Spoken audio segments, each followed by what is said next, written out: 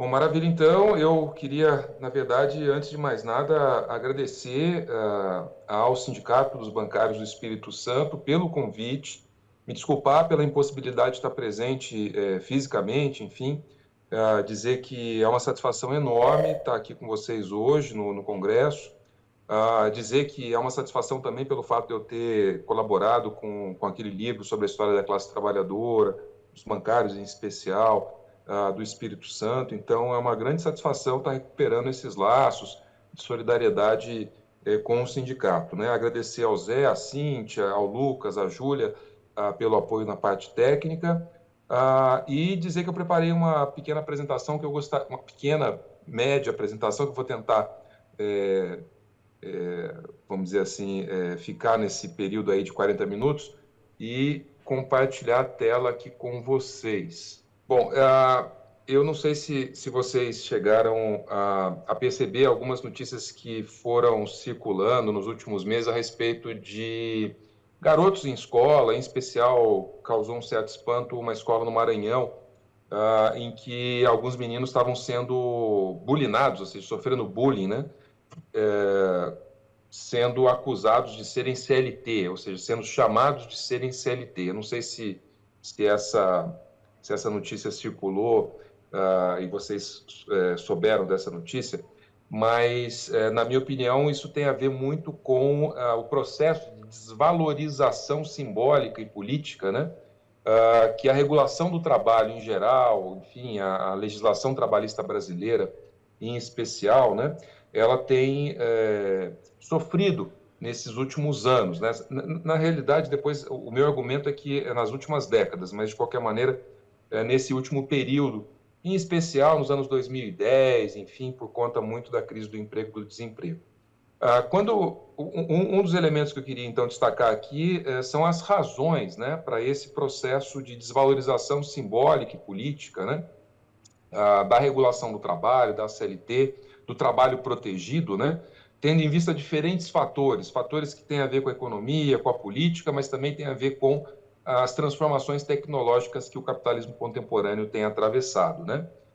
Se nós fôssemos observar alguns elementos, né, que contribuíram para esse processo de desvalorização, isso que eu estou chamando aqui no título da minha apresentação de desmanche, de desmantelamento, né, da sociedade salarial brasileira, nós identificaríamos pelo menos 4 grandes elementos, né? O primeiro deles tem a ver com a natureza do boom do emprego formal entre os anos 2003 e 2015, que foi o período do auge do emprego, da criação de empregos formais no mercado formal de trabalho brasileiro, né?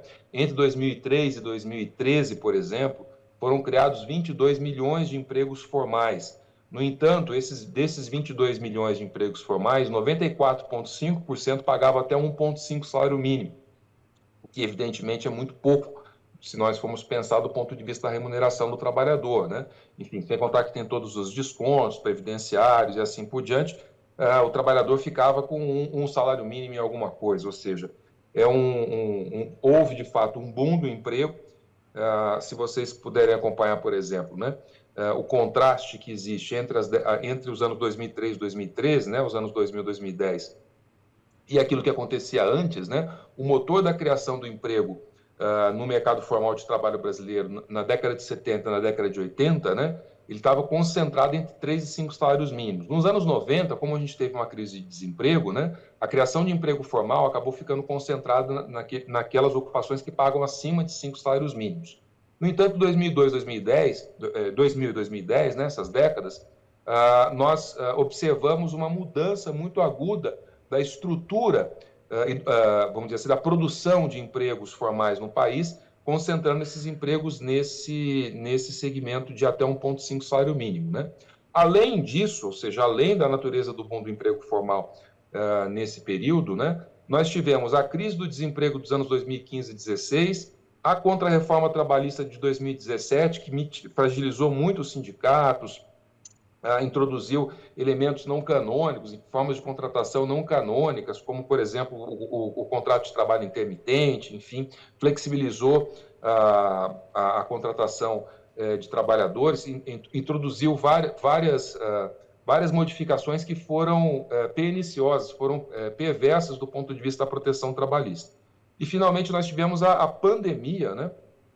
20, 21, 22, enfim, e o desencanto com o trabalho essencial. Vocês devem estar lembrados que, durante a pandemia, falava-se muito nos trabalhadores essenciais, aqueles que estavam nos caixas, nos supermercados, aqueles que trabalhavam fazendo entregas, enfim, enquanto uma classe média alta podia ficar protegida trabalhando em home office, praticamente, basicamente. Ou seja, enquanto esses trabalhadores essenciais se arriscavam durante a pandemia, quando não tinha vacina, aquela coisa toda, os profissionais, enfim, os trabalhadores protegidos ficavam em casa, né? Tudo isso, de uma maneira combinada, né, acabou produzindo esse efeito, que é um efeito, vamos dizer assim, de desencantamento em relação à CLT, porque, afinal de contas, se nós formos recuperar um pouco a história, né, da regulação e da proteção do trabalho no Brasil, nós perceberemos, né, que durante muitos anos, durante muitas décadas, né, o emprego formal, ele significou, em essência, né, um elemento de identificação do trabalhador e um elemento de construção de uma espécie de identidade coletiva do trabalhador nacional, o que significava dizer que, mesmo que nós não tivéssemos a totalidade da classe, nunca aconteceu isso, né? A totalidade da classe trabalhadora formalizada, o horizonte de inserção no mercado formal era algo tido e havido como muito positivo pelos trabalhadores que buscavam efetivamente proteção.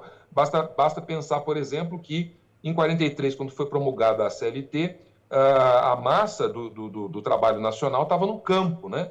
E nas décadas seguintes, a própria existência da proteção do trabalho nas cidades, porque a CLT protegia o trabalho urbano, né, atraiu os trabalhadores rurais para aquelas regiões de industrialização acelerada, né, no caso, os grandes centros urbanos e assim por diante, né?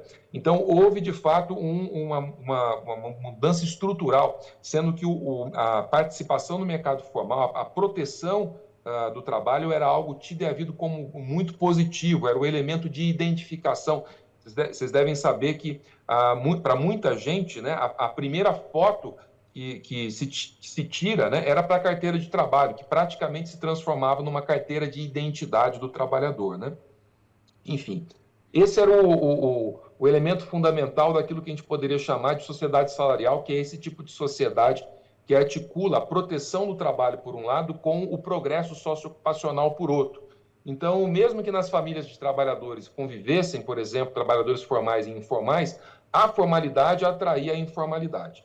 Esse contexto, né, em essência, ele ajudava a fortalecer os sindicatos. Por quê? Porque o trabalho formal como horizonte de inserção fortalecia as associações sindicais. Os sindicatos, eles falavam em nome dos trabalhadores, por lei existia a necessidade de você ter, por exemplo, o trabalhador, o sindicato representando o trabalhador em negociações coletivas e assim por diante, né?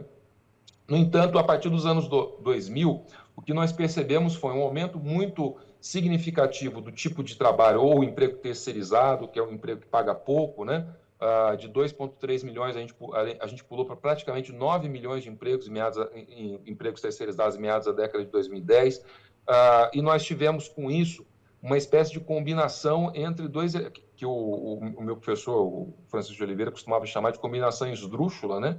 Entre a proteção e a precariedade, ou seja, o emprego formal, que supostamente era o emprego protegido, ele acabou se precarizando, ou seja, ele foi se aproximando de forma muito íntima, né? muito radical, do tipo de emprego que é o emprego desprotegido, que é aquele que se tem na informalidade. Né? Por quê? Porque o emprego, por exemplo, terceirizado, mesmo que ele tenha, mesmo que ele seja formalizado, exista algum nível de acesso aos direitos trabalhistas e à proteção, os sindicatos são muito, em geral, né, os sindicatos são muito frágeis, as jornadas de trabalho são mais longas, os trabalhadores são mais susceptíveis ao despotismo gerencial. Você tem uma série de benefícios, né, que os trabalhadores da ativa, que são diretamente contratados, têm, que não são estendidos aos trabalhadores terceirizados, ou seja, houve uma espécie de combinação entre proteção de um lado e precariedade por outro, né, e precarização do trabalho por outro. Grosseiramente falando, né, são aqueles trabalhadores que se concentraram no setor de serviço subalterno, que é aquele setor de serviço que cresce muito com a crise da industrialização e da desindustrialização dos anos 90, começo dos anos 2000, né?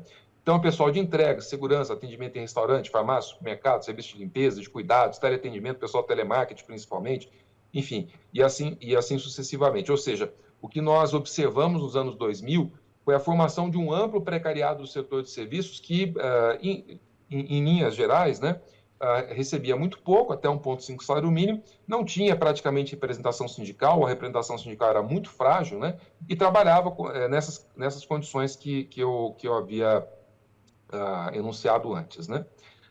Além disso, nós tivemos, né, no mundo todo, a partir dos anos 80, e isso reverberou no Brasil nos anos 90, 2000, enfim, nós tivemos um processo de alargamento, vamos dizer assim, de consolidação daquilo que muitos chamam de hegemonia neoliberal, né? E a hegemonia neoliberal, que, entre outras coisas, envolve políticas macroeconômicas dos governos, políticas de austericídio, como eu costumo chamar, de cortes de gastos sociais por parte dos governos, políticas muito ligadas, né, à compressão do custo do valor da força de trabalho, da mercadoria força de trabalho, por meio, por exemplo, da eliminação dos pactos sociais protetivos. Depois a gente vai recuperar um pouco isso, mas, sobretudo, eu queria destacar o fato de que a hegemonia neoliberal, né, ela mitiga e ataca diretamente os sindicatos, né? Está no DNA do neoliberalismo isso. Só para citar o exemplo, em 81, em 3 de agosto de 81, quando o Pático, né, que era o principal sindicato mais importante, mais disciplinado, mais organizado, enfim, Sindicato Nacional dos Estados Unidos, representando 14 mil controladores de voo, pessoal muito qualificado, enfim, que desempenhava um serviço essencial, né, para a economia do país. Eles entram em greve, e a greve dura muitas semanas, né, enfim, muito tempo, dando um prejuízo, se transformando na greve mais cara da história e assim por diante. O governo Reagan, desde o primeiro momento em que foi decretada a greve, foi intransigente, demitiu 11.300 controladores de voo, ou seja, praticamente toda a categoria teve o respaldo das empresas de transporte aéreo, enfim, teve o respaldo das empresas, no sentido mais amplo, enfim, para quebrar o sindicato e simplesmente mudar a chave, ou seja, a partir de então, a partir dessa greve, né, da destruição do sindicato Pático, foi muito representativo simbolicamente, politicamente, enfim, economicamente também, por que não dizer, passa-se o mundo todo, enfim, passa por um outro período, né, que é esse período marcado pelo declínio da atividade sindical. Se vocês olharem aqui, né, as paralisações de trabalhadores por período nos Estados Unidos, para conectar diretamente com a questão da destruição do Pático, né, a partir dos anos 80, cai pela metade, né, cai para 1/3, né? As greves nunca se recuperam, né? Então, até hoje, você percebe que, por mais esforço que se faça, você não tem atividade grevista nos Estados Unidos, como a atividade grevista se transformou também em algo muito, muito residual em muitos países, como eu gostaria de argumentar agora. Só para vocês terem uma ideia, né? A partir dos anos 80, né? Portanto, durante o período da hegemonia neoliberal, depois da destruição do sindicato pelo governo Reagan, enfim, aquilo que marca, na minha opinião, o nascimento, né, do neoliberalismo, nos países com mais de 70 milhões de habitantes, as taxas, né, de densidade sindical são todas elas declinantes, com exceção do Brasil, mas isso aí tem a ver com a política pública, né, de financiamento da pequena produção, da pequena agricultura familiar, que acabou produzindo um boom de sindicalismo rural, enfim, na década de 2010, mas, enfim, a questão principal é que a representação sindical ela acaba sendo declinante em todos os países em que nós temos dados críveis, todos os países com mais de 70 milhões de habitantes, que nós temos dados críveis, né, sobre densidade sindical. Para completar esse quadro bastante desolador, né, do ponto de vista do trabalho, nós tivemos a grande recessão, ou seja, aquele período, né, que se abre com a crise do mercado, chamado mercado subprime, né, aquele mercado de financiamento, né, de habitação e de moradia mais barato, né, enfim, popular nos Estados Unidos, né, e em novembro de 2007, né, ele dissolve, ele entra em colapso, né, levando de rodão toda a economia americana, e a partir daí, né, se espalha, a crise econômica se espalha, né, se transformando efetivamente de uma crise financeira para uma crise econômica, se espalha para a Europa, para a Rússia, para a China, para os países árabes, até chegar em 2014 no Brasil. E aí nós tivemos uma grande recessão, 2015, 2016, enfim, como vocês devem estar bem lembrados, né? Nesse contexto, a taxa de desemprego em muitos países do mundo todo, por conta do desarranjo econômico, inclusive no Brasil, enfim, ela sobe, ela dobra de tamanho, ela sobe num ritmo vertiginoso. O caso brasileiro é um caso exemplar, né? Entre 2014 e 2017, a taxa de desemprego pula de 6,8% para 12,7%, o que é evidentemente uma taxa bastante alta para as características brasileiras, né?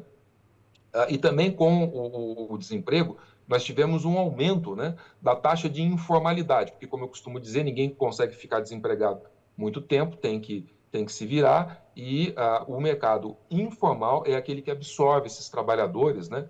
A taxa de informalidade pula de 38,6% para 41,8% em 2017, até chegar em praticamente metade, né? Do trabalho de 50%, 48 ponto alguma coisa por cento que ela está hoje em dia, né?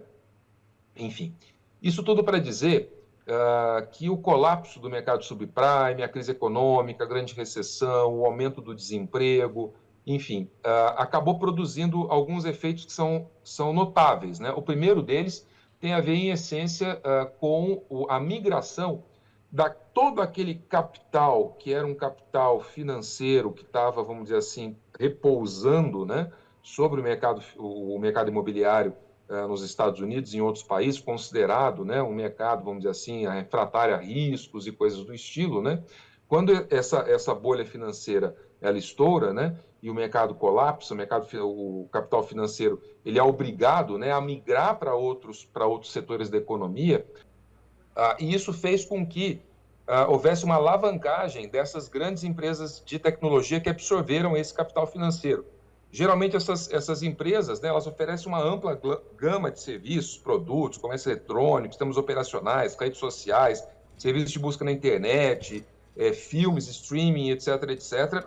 E essas empresas, elas apresentam uma característica que é a sua natureza transnacional. É muito difícil você regular essas empresas no âmbito nacional, né? Criou-se, inclusive, aquilo que muitos chamam de crise de regulação, que o país está imerso hoje, com essa coisa da decisão do Supremo de responsabilizar as redes sociais, enfim, pelos crimes que são cometidos nas redes. Mas essa é uma questão global, né?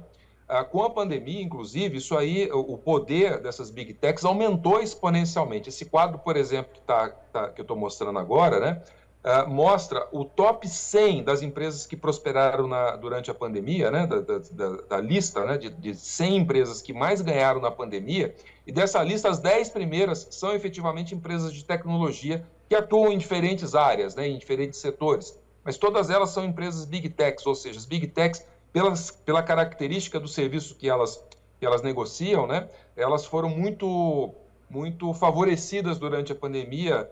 Já vista, por exemplo, empresas de entrega de delivery, para citar um exemplo, iFood, Rappi, Uber Eats, etc. Quando um setor da sociedade estava em lockdown, eram os entregadores que faziam esse serviço, né?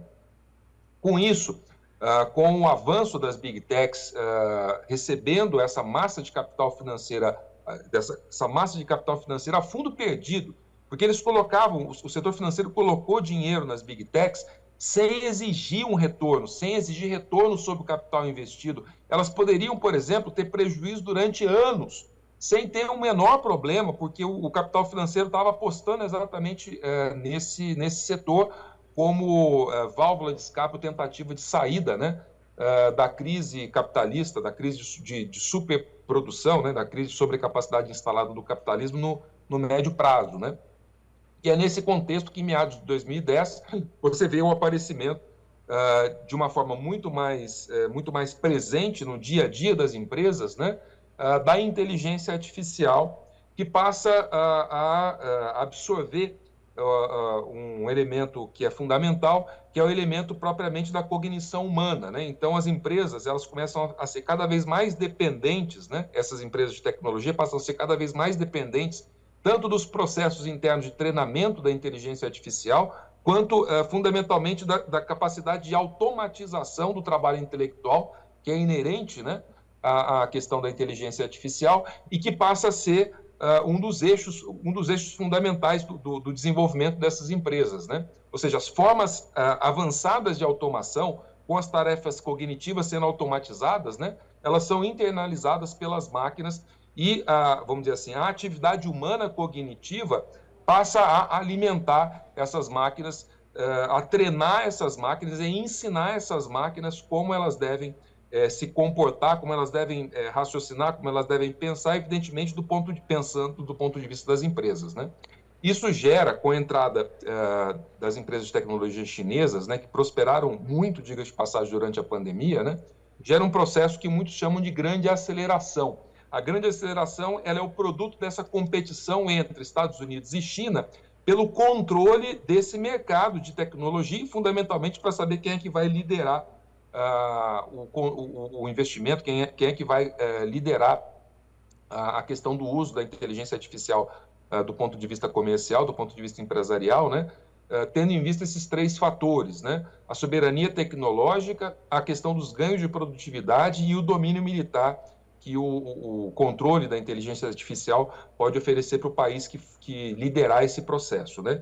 Então, a China coloca muito dinheiro, os Estados Unidos colocam muito dinheiro, a China efetivamente coloca uma quantidade absurda de recursos nas suas manufaturas, automatizando fundamentalmente a sua produção manufatureira, né? E tudo isso conta com o apoio da inteligência artificial dirigindo esses processos de automatização, quer seja dos processos de fabricação, quer seja dos processos de tomada de decisão empresarial, enfim, tomada de decisão gerencial. Afinal de contas, o que vem a ser, ou que a gente pode chamar efetivamente de inteligência artificial de um ponto de vista crítico, ou seja, do ponto de vista marxista, né? No fundamental, quando a gente fala em inteligência artificial, a gente está falando de uma força produtiva, ou seja, de uma maquinaria que é uma maquinaria altamente sofisticada, que após todo um ciclo de desenvolvimento tecnológico que automatizou a parte motora do trabalho, fundamentalmente incorporando as máquinas, né? Aqueles gestos que são gestos produtivos que transformam a matéria, atribuindo a matéria forma humana, ou seja, que seriam gestos humanos, né? A partir de uma certa finalidade previamente estabelecida, né? A maquinaria, ela efetivamente passa a automatizar aquilo que a gente pode chamar de conhecimento humano. E o conhecimento humano pensando na sua forma ampla, né? Ou seja, da maneira mais ampla possível, que o Marx, nos Grundrisse, né? no livro Os Grundrisse, que é esse livro aqui, que está aqui comigo, que nos Grundrisse o Marx chamou de intelecto geral. O intelecto geral, né, é o saber humano, né, o desenvolvimento do saber humano, de todas as suas formas, que a partir de um certo momento, com a inteligência artificial, passa a ser parte do desenvolvimento interno das máquinas, né? Então, o saber social geral, ele se torna uma força produtiva maquínica, né, que está sob o controle das empresas, né? É um pouco essa... Eu não estou conseguindo passar aqui. Agora foi. É um pouco essa ideia, né? Presente nos Grundrisse, de intelecto geral, ou seja, o saber social coletivo acumulado, incluindo a ciência, a técnica, as invenções, o conhecimento prático, tácito, o conhecimento intelectual, ou seja, tudo isso, todas essas formas de conhecimento humano são incorporadas às máquinas, tendo em vista a transformação desse conhecimento em capital fixo, ou seja, em propriedade do proprietário de capital, do proprietário de dinheiro, né? E, evidentemente, isso produz um efeito, ou seja, é a ideia, o que muitos chamam de alienação tecnológica, né? A tomada de decisão, a maquinaria, né? Ou seja, os algoritmos, os softwares, a inteligência artificial, eles concentram esses conhecimentos sociais coletivamente produzidos, né? Privatiza esses conhecimentos, por causa das redes sociais, que lucram, por exemplo, com os nossos likes, aquela coisa que a gente conhece, né? incorporando linguagens, padrões de tomada de decisão, enfim. E o próprio trabalho, ele é reorganizado em função dessa automação cognitiva, né? Que são as plataformas Big Techs que expropriam os dados sociais e o conhecimento da humanidade, o conhecimento humano, né? Isso tudo para dizer para vocês o seguinte, olha, a gente passa por um processo muito agudo de transformação tecnológica nos últimos 15 anos, passou por um processo muito agudo, isso tem reorganizado a vida das empresas, reorganizado a vida das sociedades, porque é verdade também que, do ponto de vista do contexto social, a partir de 2011, esse cálculo foi feito por dois economistas, o Dragos da Calistei e o Clemente Morano, né? A partir de 2011, em mais de 100 países, entre 2011 e 2015, em mais de 100 países analisados, né, que passaram por processos de revisão dos seus pactos sociais protetivos e que reformaram as suas legislações trabalhistas, etc., etc., na grande, imensa, esmagadora maioria dos casos, houve uma revisão para baixo desses pactos protetivos, ou seja, atacando os direitos dos trabalhadores, né?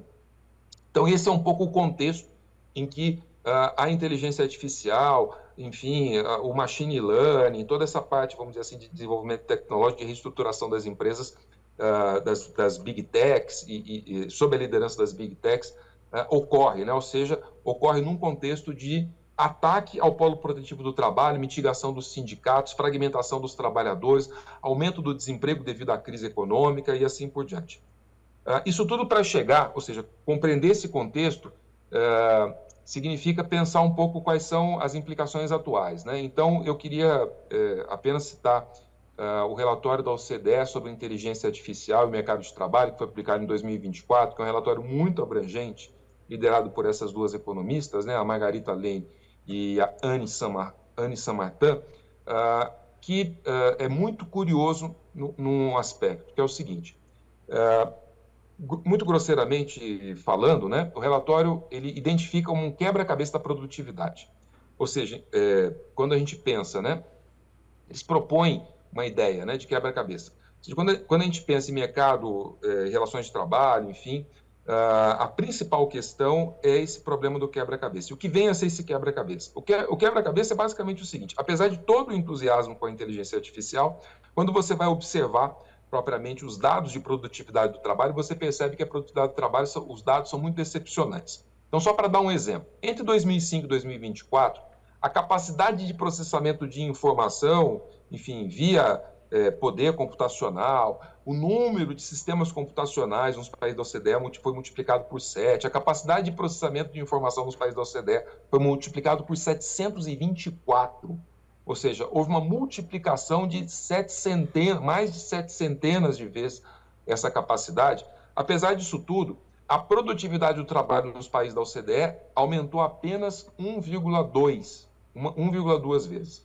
1,2 vezes, né? Ou seja, é muito decepcionante do ponto de vista da produtividade do trabalho quando a gente pensa que um dos principais eixos, né, que vertebra o investimento em ciência e tecnologia, em automação, inteligência artificial, etc., é elevar a produtividade do trabalho, né? E, por outro lado, quando você observa as taxas de desemprego entre 2005 e 2024, você percebe que elas são declinantes nos países da OCDE. Então, a gente tem um investimento massivo em tecnologia, uma baixíssima resposta do ponto de vista da produtividade do trabalho e taxa declinante de desemprego. Ou seja, o que significa isso tudo? Qual é qual é a resultante disso, né? O altíssimo investimento, baixa produtividade do trabalho e baixa taxa de desemprego. Do ponto de vista capitalista, isso só significa uma coisa, ou seja, aumenta aquela superpopulação relativa que é sobrante do ponto de vista, vamos dizer assim, das necessidades imediatas das empresas, o que implica, entre outras coisas, um aumento exponencial de uma massa de trabalhadores que se vê subempregada. Ou seja, a baixa capacidade que as empresas têm de absorver trabalhadores qualificados em setores estratégicos da indústria, enfim, o excesso de capacidade industrial, a própria ideia de que, bom, você precisa, para se manter competitivo, você precisa investir cada vez mais capital e ainda assim ter uma taxa de rendimento sobre esse capital, uma taxa de capitalização muito baixa e declinante por conta do aumento da competição entre as empresas capitalistas, né? Produz esse efeito, leva as empresas para um outro domínio. E que domínio é esse? De ganhar dinheiro com a precarização do trabalho. Ao invés de levar a produtividade do trabalho, aumentar a exploração do ponto de vista do desempenho econômico, você produz um aumento da precarização do trabalho. São um pouco essas conclusões que estão nesses livros que eu estou citando aqui, que dão conta do aumento, né, exponencial da chamada gig economy, né, economia do bico, né, nos países da OCDE, mas também aqui no Brasil e assim por diante, né, que são a ponta de lança, por assim dizer, dos investimentos das big techs e da utilização da inteligência artificial, da automação das atividades cognitivas, enfim, do machine learning, todas essas tecnologias que a gente tem observado, né? A gig economy, ela é fundamentalmente organizada por aquilo que muitos chamam de plataformização do trabalho ou trabalho plataformizado, né? Quais são as características e quais são os efeitos, né, do processo de plataformização do trabalho, tal como nós o conhecemos, né? E que tem a ver, em essência, né, com esse casamento entre, de um lado, uma massa de gente desempregada ou subempregada, tendo em vista aquele contexto da crise, que se estende até meados da década de 2010, no caso brasileiro, a partir de 2015, 16, enfim, uma massa de gente desempregada ou subempregada, tendo em vista o efeito da crise, e, por outro lado, o imenso avanço dessas empresas de tecnologia mundo afora, empresas globais, com investimentos no mundo todo, né? Qual é o efeito disso, né? O efeito disso, do ponto de vista do trabalhador, é, sem dúvida nenhuma, um aumento da polarização no mercado de trabalho, ou seja, o que você vai ter do ponto de vista socioocupacional é que muito pouca gente no topo dessas empresas que estão inseridos efetivamente no setor de produção de tecnologia, de análise de dados, etc., etc., vão efetivamente se beneficiar e uma massa de gente na base da pirâmide socioocupacional vai pura e simplesmente trabalhar para essas empresas de tecnologia num contexto de retrocesso dos direitos sociais coletivos, dos direitos trabalhistas, de enfraquecimento dos sindicatos e assim por diante. Ou seja, o modelo de negócios dessas empresas, né, que trabalham com tecnologia, com inteligência artificial, não é propriamente eliminar o trabalho humano, automatizar tudo, como muitas vezes a gente imagina, né, com medo da tecnologia ou algo do estilo. O modelo dessas empresas é aumentar exponencialmente o trabalho precário, esse trabalho que é feito de forma absolutamente mercantilizada, que você precisa estar o tempo todo à disposição dessas empresas para ser acionado, enfim, que é o modelo, por exemplo, da Uber, do iFood, das entregas por aplicativo. E isso tudo num contexto de avanço da informalização do trabalho. Enfim, é um pouco o contexto do pessoal de entrega de aplicativo, enfim, que ganha muito pouco, trabalha longuíssimas jornadas, 14, 15, 16 horas, enfim, e que agora tem ainda esse componente de que, quando a gente faz pesquisas de campo, você conversando com os entregadores de aplicativo, né, os mais jovens entrantes, que são os bike boys, né, o sonho deles é fazer uma dívida no banco para financiar uma moto. E depois, o sonho do pessoal da moto é financiar um carro para virar motorista de aplicativo. Ou seja, o sonho é sempre estar ligado de alguma forma a essas empresas de de plataformização do trabalho, né? Isso tudo por quê? Para dizer o quê? Que essas empresas lucram com a expropriação política dos direitos dos trabalhadores, né? Elas lucram com o retrocesso, ou com o avanço, em primeiro lugar, da informalidade, com o retrocesso do trabalho protegido, consequentemente, com o retrocesso dos direitos trabalhistas, com a eliminação praticamente completa, né, enfim, das férias, do 13º, da proteção do trabalho, do seguro-desemprego, enfim, com o afastamento desses trabalhadores em relação à previdência pública, né, vamos dizer assim, a desregulação das jornadas, que é própria e característica desse mercado informal, longuíssimas jornadas, o risco sendo todo ele assumido, né, pelos trabalhadores, porque afinal de contas é trabalho nas cidades, nas ruas, enfim, de entrega de motoristas e assim por diante, ou outras formas de trabalho plataformizado também, que dependem fundamentalmente da circulação de pessoas pelas cidades. Isso tudo, vamos dizer assim, afastando, fragmentando o trabalho, produzindo esse efeito do aprofundamento, né, da competição entre os diferentes trabalhadores, porque, afinal de contas, eles estão competindo por situações ou por oportunidades de entregas, enfim, sendo mediados ali pela inteligência artificial dessas plataformas, desses aplicativos e assim por diante, né? E o que você verifica é um enorme processo de concentração do poder e da riqueza na mão de muito pouca gente e da ampliação exponencial desse tipo de trabalho precário que não efetivamente oferece futuro para ninguém, porque, afinal de contas, você passar uma vida inteira e ter um horizonte de passar uma vida inteira nesse setor informal, sendo explorado por essas empresas de tecnologia, significa que você não vai se aposentar nunca, e quando chegar lá aos 65 anos, e não, vamos dizer assim, tiver direito, né, ao benefício, ao BPC, né, o benefício de progressão continuada, esse o seu horizonte para descansar, é um salário mínimo do BPC, que nem é da Previdência, é da assistência social. Isso tudo, evidentemente, que ajuda a aprofundar a crise do sindicalismo, porque, afinal de contas, o sindicalismo ele se apoia sobre estratégias coletivas e solidárias de organização e auto-organização dos trabalhadores.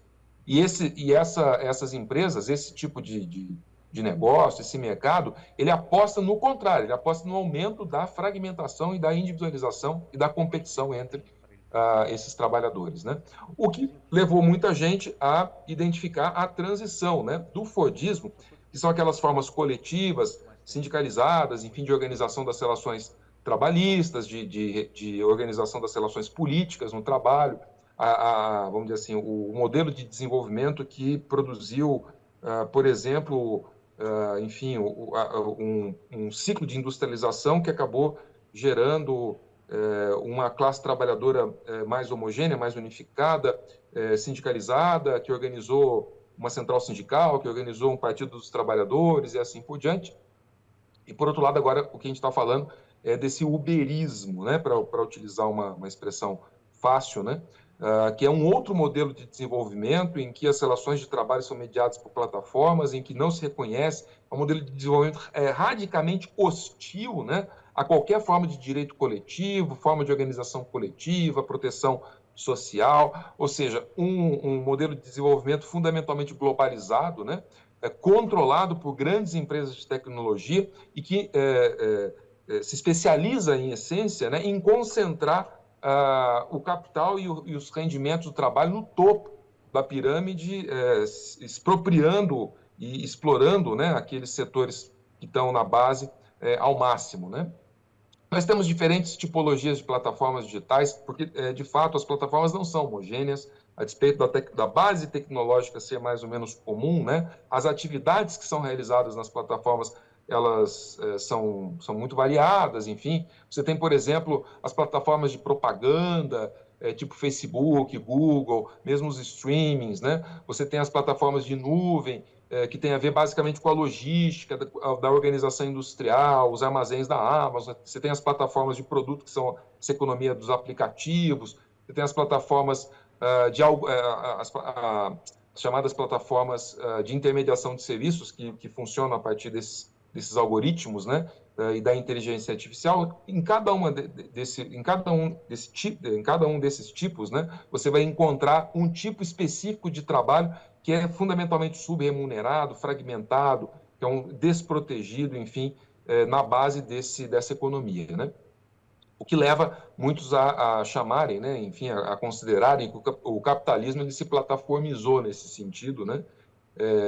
Compartilhando ali ou sintetizando, né, essas tendências, né, o colapso dos pactos protetivos, a difusão dessas novas dinâmicas de empreendedorismo de si, né, que são as dinâmicas propriamente características, né, desse novo momento, ou seja, sai a solidariedade de classe, as formas de construção das identidades coletivas dos trabalhadores, entra essa ultra-individualização, essa tentativa de você se tornar um empreendedor de si, ou então um empreendedor digital, como a gente tem visto muito aí entre os jovens, né?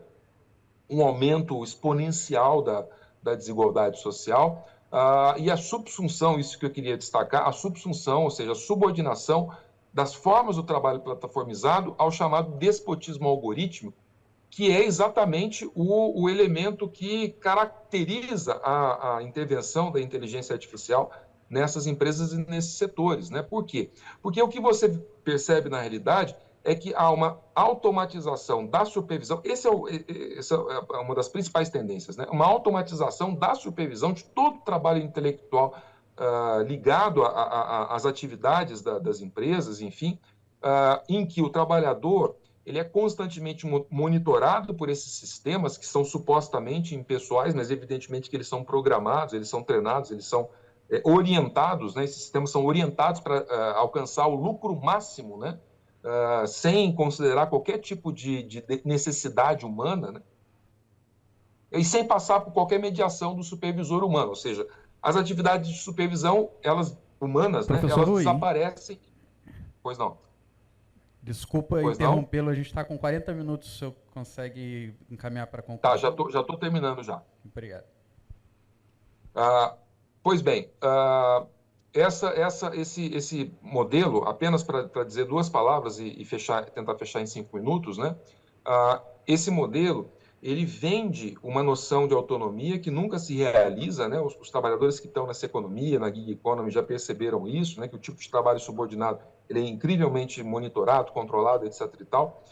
No entanto, existe uma composição ali do elemento subjetivo, do controle emocional, né? Que muitas vezes é realizado por essas plataformas através da gamificação. Enfim, a gente poderia falar bastante sobre isso, porque são temas muito relevantes, né? Como que as empresas conseguem entrar na cabeça das pessoas e estimular, né, que o trabalhador ele trabalhe mais, enfim, naquele modelo.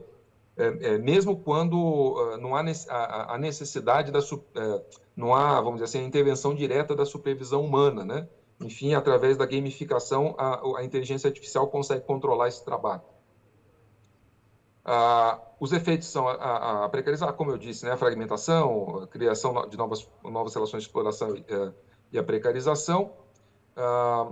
Deixa eu pular aqui. E dizer que também é importante destacar que você não tem apenas um lado do jogo, né, sendo jogado, ou seja, o lado do capital, o lado das empresas. Você também tem a resposta dos trabalhadores. E do ponto de vista dos trabalhadores, eu gostaria de destacar 2 exemplos, né, de organização de movimentos sociais de trabalhadores, enfim, uma forma alternativa de organização de movimento social dos trabalhadores que não estritamente organizado por partido político, pelos sindicatos tradicionais, né? Que é o break dos EPs 2020 2022 no Brasil. Agora, esse ano também nós tivemos a paralisação de 1 milhão de entregadores, né? Teve um impacto importante na pandemia com a questão do trabalho essencial, quando esses trabalhadores eles perceberam a contradição que estavam vivendo, porque eles eram os mais permeáveis, mais suscetíveis aos riscos pandêmicos, eram aqueles que mais trabalharam durante a pandemia, enfim, sem nenhum reconhecimento, porque não ganharam efetivamente nada pelo sacrifício que fizeram, né? Mas se mobilizaram pelas redes sociais, em especial o WhatsApp, conseguiram um efeito, uma vitória grande, que foi sensibilizar os consumidores, né? Conseguiram formar coalizões com associações, sindicatos, criaram associações, enfim, estabeleceram frentes, né, com o movimento estudantil e assim sucessivamente, e fortaleceram os seus próprios sindicatos e as associações já existentes, além da criação de novas associações, né, ao ponto de forçarem uma abertura de uma mesa de negociação pelo Ministério do Trabalho, que não foi bem sucedido. Depois a gente pode conversar a respeito das razões, mas de qualquer maneira eles conseguiram forçar uma mesa de negociação do Ministério do Trabalho com as empresas, né? E também citar o exemplo bem sucedido da formação de um sindicato de novo tipo, a Amazon Labor Union, né, no sindicato, o primeiro sindicato da Amazon nos Estados Unidos, que também se deu num contexto, também se fortaleceu, a ideia se fortalece no contexto pandêmico, a criação do sindicato, depois a gente pode acompanhar, porque eu tive a oportunidade de estudar esse caso, enfim, foi muito interessante, a forma como eles renovaram a atividade sindical, lideranças carismáticas, vamos dizer assim, uma forte conexão, né, com uma outra plataforma nacional nos Estados Unidos de protesto, que é a plataforma Black Lives Matter, e que também se beneficiou do processo de reforma sindical nos Estados Unidos nos últimos 20 anos. Né? Isso aqui é uma imagem do Chris Smalls durante o processo de formação. Bom, eu não vou ter muito tempo de falar sobre a perspectiva que está florescendo hoje em dia, né, na literatura, enfim, a respeito das possibilidades do uso anticapitalista, né, da inteligência artificial, dessas tecnologias, mas de qualquer maneira fica aí a indicação de que toda estruturação, como diria um filósofo marxista, né, o Tony Negri, toda estruturação gera o seu próprio antagonista, né? E a gente está passando por um momento muito rico de determinações, muito interessante, muito desafiador, muito trágico sob certos ângulos, né? Mas muito interessante, rico de determinações em que as identidades coletivas dos trabalhadores estão sendo renegociadas, né? No mundo todo. Os elementos que estão presentes, que são os elementos da economia, da política, da sociedade, da cultura, mas também da tecnologia, tendem a não nos favorecer. No entanto, mesmo assim, os trabalhadores têm se reorganizado, e a gente pode multiplicar alguns exemplos bem-sucedidos, né, de reorganização dos trabalhadores, para enfrentar esse desafio. E, em muitos casos, eles têm obtido vitórias, o que mostra a importância e a centralidade da formação de novas coalizões, amplas coalizões, envolvendo partidos políticos, governos locais, cooperativas, sindicatos, movimentos sociais, movimentos de juventude, movimentos identitários, enfim, no sentido de impor uma regulação ao investimento e à atuação dessas big techs que estão transformando o mundo do trabalho, na verdade, no mundo todo, não é só no Brasil, quer dizer, isso é uma realidade global. Então, era esse o recado que eu queria deixar aqui para vocês. Desculpa se eu excedi o tempo.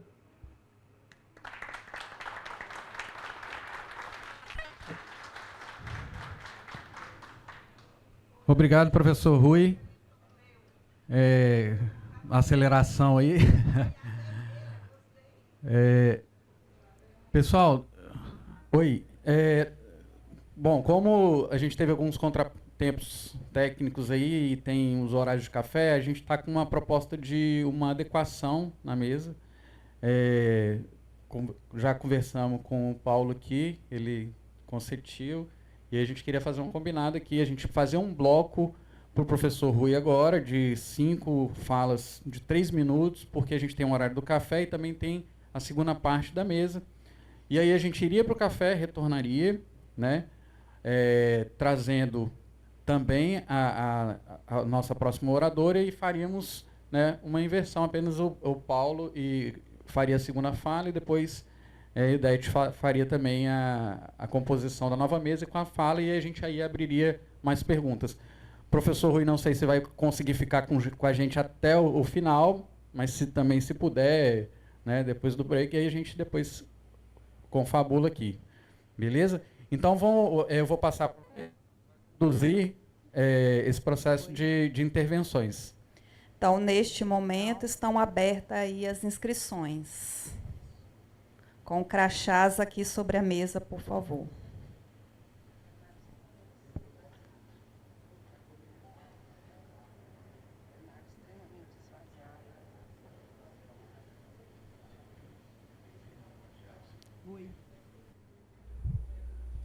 Oi. Professor Rui, me chamo Rita Lima. Na época do livro, a gente conversou em alguns momentos. Queria te agradecer profundamente por todo o seu estudo sobre o trabalho, por todas as suas obras e pelas contribuições que você traz para a gente, como sindicalista, que precisamos dessas análises, desses estudos, para traçar um pouco de resistência, né, nas fronteiras do sindicato. Então, muito obrigado por tudo, pela colaboração que você deu ao nosso livro. Pode não parecer, mas ele nos engrandeceu essa obra. Eu acho que o professor André, na época, conversou com você, e nós nos sentimos muito honrados, né, por você ter feito esse prefácio. Mas eu queria te fazer uma pergunta que diz respeito, já que você é estudioso do precariado, à inserção de pessoas aposentadas e idosas no mercado de trabalho, que tem sido também chamado por alguns estudiosos, como o Giovanni Alves, de um novo precariado, o envelhecimento do precariado. Porque antes, né, no modelo anterior, as pessoas se aposentavam e iam fazer outras coisas. Agora as pessoas se aposentam e voltam ao trabalho. Só que elas voltam numa condição também subalterna e, às vezes, em serviços precarizados. Então, eu queria que você pudesse também, completando aí a sua análise, você pudesse fazer alguma fala sobre isso. Queria que você exibisse a tela vermelha da IA Vermelha, que eu fiquei curiosa o que tinha no último slide, viu? Muito obrigado. Oi.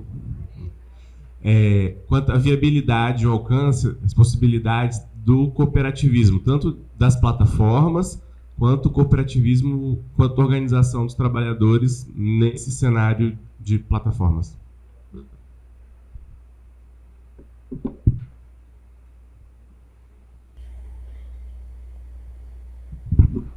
Boa tarde, professor Rui. Eu sou Maria Helena Vasconcelos. Para mim, um dos maiores desafios de entender essa ferramenta da inteligência artificial, e quando você traz esse controle do trabalhador por essa ferramenta, né, quando você não enxerga mais o seu algoz, né, aquele que está te explorando, e como isso aumenta a nossa insensibilidade, por exemplo, quando a IA é usada nas guerras, nos bombardeios, né? Onde o direcionamento é feito por máquinas.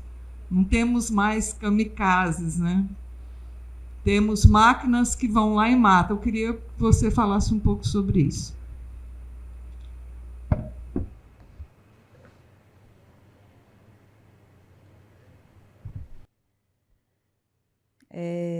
Professor Rui, como não temos mais inscrições, a gente vai deixar você à vontade aí para responder aí as nossas perguntas. Maravilha. Nossa, super obrigado a Maria Helena, ao Zé Eduardo e a Rita Lima. Sim, me lembro muito da Rita na época do livro, da feitura do livro, enfim. Bom, eu vou então tentar começar do final, né? Vamos dizer assim. Do ponto de vista do trabalho, como eu disse para vocês, o grande problema, a grande questão, o grande desafio, né, da incorporação da inteligência artificial nas empresas e, sobretudo, né, a reorganização das empresas a partir da inteligência artificial, sem dúvida nenhuma, que é o despotismo algorítmico, ou seja, você não tem mais humanos tomando decisões que são decisões básicas, né, no dia a dia das empresas, o que fica sob responsabilidade, por exemplo, da inteligência artificial. Então, para citar exemplos bem banais, né, a dispensa de trabalhadores plataformizados feito pela inteligência artificial. Ou inteligência artificial que, por exemplo, define rotas, né, que seriam as rotas mais eficientes do ponto de vista da empresa, sem considerar efetivamente o fator humano, ou seja, o entregador que vai fazer aquela rota, ou algo do estilo, né? As punições que são feitas a partir de análise de desempenhos individuais que não levam em consideração o dia a dia, a questão humana, o fato do sujeito ter adoecido ou não, o fato do sujeito estar com problemas mentais, estar com problemas na família, etc. Ou seja, o desempenho que é basicamente uma métrica unicamente controlada pela economia capitalista, pela busca pelo lucro, ou algo do estilo, né? Então, isso tudo que antes passava pela mediação humana, né, ou seja, do supervisor, do gerente, enfim, do coordenador de operação, do sujeito que era o responsável por fazer isso ou aquilo, montar aquela ou aquela atividade, isso tudo é automatizado, né? E a inteligência artificial pura e simplesmente aplica aquilo que é considerado o melhor para a empresa, sem a mediação. Os trabalhadores não têm nem para quem reclamar. Essa é uma das grandes reclamações, né, quando a gente entrevista, enfim, motoristas, entregadores, trabalhadores plataformizados, que eles sofrem, como eles costumam chamar, uma espécie de caixa preta, né? Eles sofrem essas decisões que são tomadas pela inteligência artificial sem poder colocar o seu ponto de vista, né? Então, o despotismo algoritmo é a forma mais radical e brutal de despotismo gerencial que a gente possa imaginar, não é verdade? Isso, evidentemente, que tem a ver com essa desumanização das relações sociais, né? A Maria Helena lembrou muito bem, né? Por exemplo, a escolha dos alvos feito pela inteligência artificial, nas guerras, enfim. Isso tudo, evidentemente, que aponta no sentido da desumanização radical da sociedade, né? O professor Ricardo Antunes, né? Meu amigo, meu professor, enfim, ele costuma chamar de desantropomorfização do trabalho, né? Ou seja, o trabalho passa a ser cada vez mais controlado, supervisionado, vigiado por máquinas que simplesmente tomam decisões independentemente da consideração da dimensão humana, né? É o máximo da alienação do trabalho que a gente consegue identificar. Por outro lado, o Zé Eduardo lembra do cooperativismo, né? E eu diria para você que esse é um elemento que está sendo muito debatido mundo afora, né? Não apenas no Brasil, mas em outros países, na Espanha, enfim, na Bélgica, na França, tem muito trabalho sobre isso. O Rafael Groma, né, que é um amigo meu, especialista nessas questões, ele insiste muito nisso, né? Porque também não é verdade que essa tecnologia só sirva para uma finalidade. Você pode, por exemplo, desenvolver algoritmos e desenvolver aplicativos com apoio da inteligência artificial, que era um pouco o que eu ia discutir na inteligência artificial vermelha, né? Ou seja, colocar a inteligência artificial, essa tecnologia, a serviço das causas, né? Dos objetivos, das finalidades postos, né? Pelos trabalhadores, né? Definidos pelos trabalhadores, né? Então, desde a transparência orçamentária, enfim, nos mais diferentes níveis, né, até o cooperativismo, as iniciativas de autodeterminação dos trabalhadores, isso tudo pode, evidentemente, ganhar enormemente, né, com a questão da inteligência artificial. Então, por exemplo, o cooperativismo por plataforma, né, eu tenho lido e tenho observado, enfim, em alguns contextos, em algumas cidades, né? Araraquara é um exemplo, Itajubá é outro exemplo, em Minas é outro exemplo, quer dizer, está se multiplicando, né? A formação de cooperativas de, por exemplo, motoristas de carro ou de entregadores, que formam as cooperativas, têm apoio, são assistidos pelas universidades locais no desenvolvimento desses aplicativos, né? Dessa tecnologia. E praticamente onde essas atividades elas prosperam, em larga medida com o apoio dos governos locais, né? Porque a prefeitura é muito importante estar presente, quer seja facilitando a regulação, quer seja investindo no desenvolvimento dessas iniciativas, né? Enfim, enquanto essas iniciativas elas não conseguem caminhar com as próprias pernas, né? Essa combinação entre as universidades federais, os poderes locais, as prefeituras, as cooperativas de trabalhadores tem dado resultados muito, muito interessantes, né?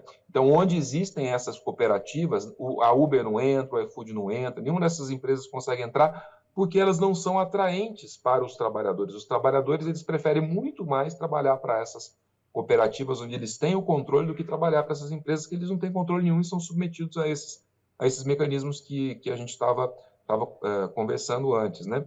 Então, a questão da autodeterminação pode ganhar muito com o apoio e a assistência da inteligência artificial e dessas tecnologias, enfim, de desenvolvimento de aplicativos e assim sucessivamente, né?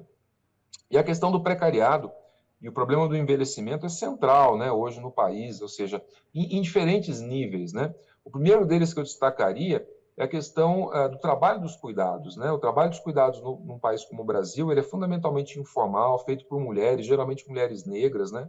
Que é o trabalho doméstico, o trabalho do cuidado dos mais idosos, o trabalho do cuidado das crianças, né? As famosas babás, enfim.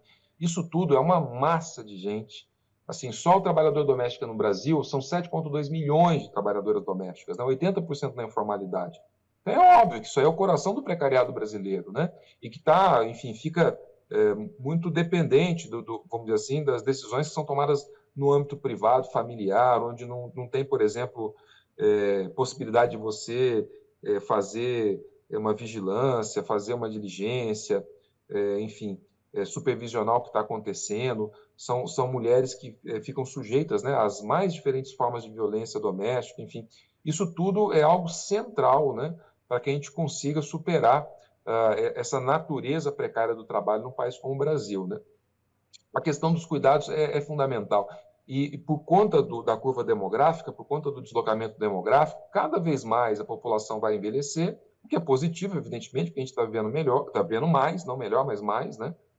E cada vez mais vai ter a necessidade do trabalho dos cuidados para esse setor envelhecido da população. Por outro lado, a população envelhecendo num modelo que deixa de ser aquele modelo tradicional contributivo, que é o caso brasileiro, né, em que a geração mais jovem, né, financia a aposentadoria da geração antiga, que financiou da geração anterior, ou seja, esse modelo solidário intergeracional, né, ele está sendo severamente ameaçado, quer seja por conta dos cortes previdenciários, reforma da Previdência, etc., tal, quer seja fundamentalmente pelo fato de que essa massa de gente jovem entrando no mercado de trabalho hoje não vê perspectiva de aposentadoria, não contribui com a Previdência e vai depender da assistência social do BPC, para ter alguma renda mínima de subsistência depois dos 65 anos.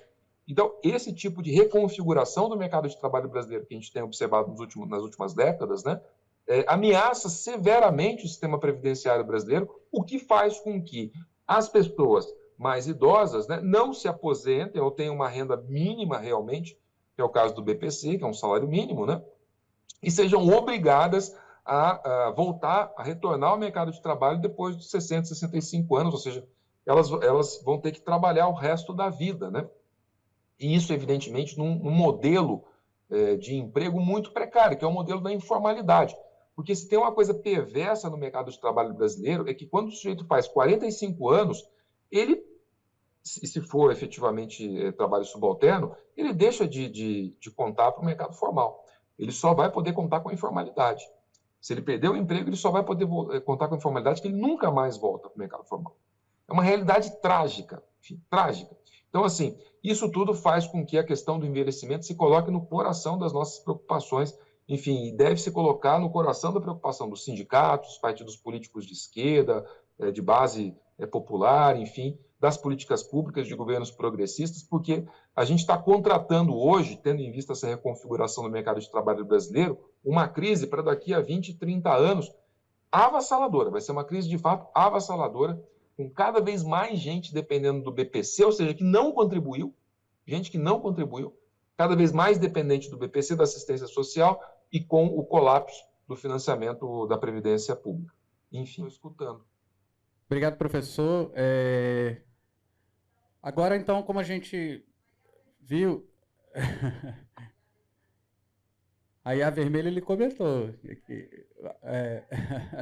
Eles querem ver a tela daí, a tela, claro. Da apresentação. Eu vou. Enquanto o professor vai colocar ali, eu já vou agradecer a primeira parte dele aqui. Se ele puder. Não sei se vocês estão conseguindo enxergar. Junto com a gente aqui também para a mesa. Aí, a Red A Big Tech. Então, isso aqui Pode falar. Na verdade, esse esqueminha aqui eu extraí desse livro chamado Inhuman Power, né? Artificial Intelligence and the Future of Capitalism, que é um livro de um sociólogo e de um programador de computador, né? O Nick Vitterford, que é o sociólogo, e o James Stenhouse, que é um programador de computador, que eles procuram, vamos dizer assim, imaginar, né, como seria uma inteligência artificial colocada a serviço dos trabalhadores e não das big techs. Dá para entender isso? Ou seja, ao invés de você ter uma exclusão, uma expropriação, ao invés de você ter uma forte ênfase na militarização, na utilização militarizada, numa opressão regional do norte sobre o sul global, no controle oligopólico, oligopsônico dos mercados, enfim, esquemas de opressão de classe, raça, gênero, etc., você ter um tipo de inteligência artificial que fosse colocada a serviço, por exemplo, que fosse baseada na coletivização da infraestrutura digital, que fosse efetivamente orientada para a automação em apoio, né, ao bem comum, uma automação para o bem comum, no sentido de reduzir o tempo de trabalho sem reduzir os salários, e melhorar serviços públicos, e melhorar a transparência do gasto público, ou seja, hoje, não sei se vocês sabem, mas a gente tem um sistema, né, que é um sistema de controle de contas, que foi elaborado há muitos anos atrás no Senado, né, por uma comissão do Senado, enfim, que chama Siga Brasil. Não sei se vocês conhecem esse sistema. É um sistema muito preciso, né, e dá conta praticamente de 98 ponto alguma coisa do monitoramento do gasto do orçamento público brasileiro, né? E esse sistema, ele agora está passando por um processo, é um sistema muito, muito democrático e muito importante, está acessível a qualquer cidadão. E esse sistema está passando por um processo de melhoramento, né, de improvement, como eles chamam, né, de desenvolvimento via inteligência artificial, que vai tornar esse sistema ainda mais fácil de ser utilizado, ainda mais preciso nas suas observações, ou seja, na sua transparência, enfim. Isso tudo com inteligência artificial, né? O próprio cooperativismo de plataforma, né, ou seja, aquilo que eu citei a propósito da formação de cooperativas e do apoio, né, à autodeterminação dos trabalhadores, né? Enfim, uma inteligência artificial que tivesse sob controle dos trabalhadores, apoiando, né, as nossas iniciativas dos sindicatos, dos movimentos sociais, movimentos populares, enfim, da luta das mulheres, dos negros. Isso tudo por quê? Porque a inteligência artificial é uma tecnologia, é um meio para se chegar a um certo objetivo, né, um fim. Hoje ela está sendo controlada por essas grandes empresas de tecnologia, as big techs, mas ela pode efetivamente ser utilizada para fortalecer as finalidades humanas, né, e ajudar a libertar as nossas faculdades humanas, né, enfim. Professor, o senhor consegue continuar conosco depois às 16h30? Cara, eu consigo, mas o meu limite é 5 horas, pode ser? Maravilha. O quanto pudermos aproveitar, melhor. Maravilha. Então, vou agradecer essa assim. primeira parte, professor Rui. Vamos pro café, para o intervalo. Precisamos voltar, né, na risca que a gente está com um pouquinho de atraso, e a gente volta com a outra composição da mesa.